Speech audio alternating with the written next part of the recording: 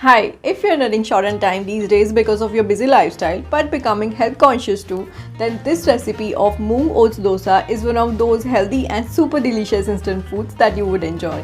Made with protein-rich green moong rather than rice, it is healthier and even simpler to make than traditional dosa since the batter doesn't need to be fermented. These savory delights are crispy and lightly spiced healthy crave from the Andhra cuisine with some modification. Dosa is a traditional Indian breakfast that is often perceived as a high-calorie dish, but the calories are determined by the ingredients and preparation.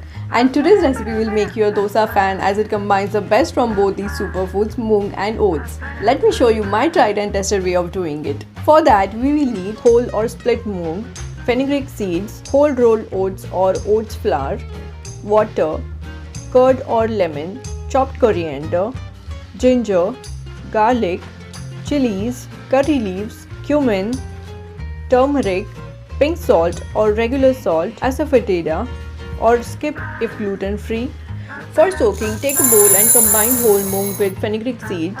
You can use split moong dal instead of whole moong. Now let's wash it thoroughly until the water runs clear to remove any dirt and unwanted materials.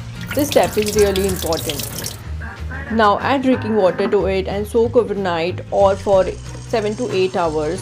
And if you are using split moong dal, you need to soak it just for 2 hours.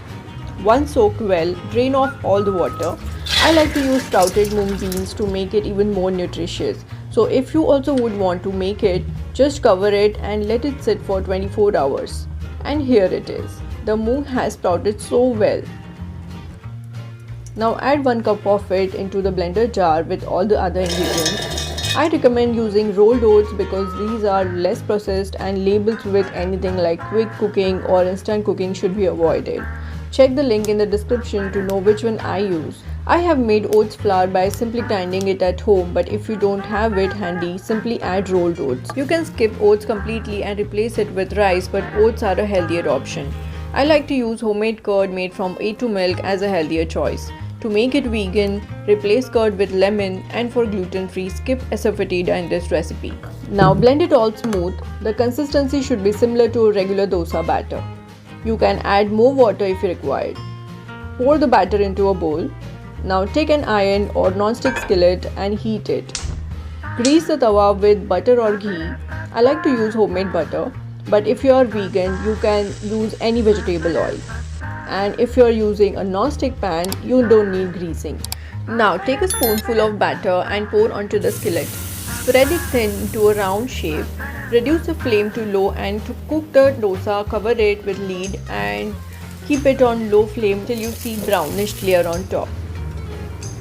I'm using silicone brush to apply some more oil or ghee to it. When the dosa turns golden brown, flip and cook on the other side for about a minute. If you want to know which iron tawa I'm using, check the link in the description.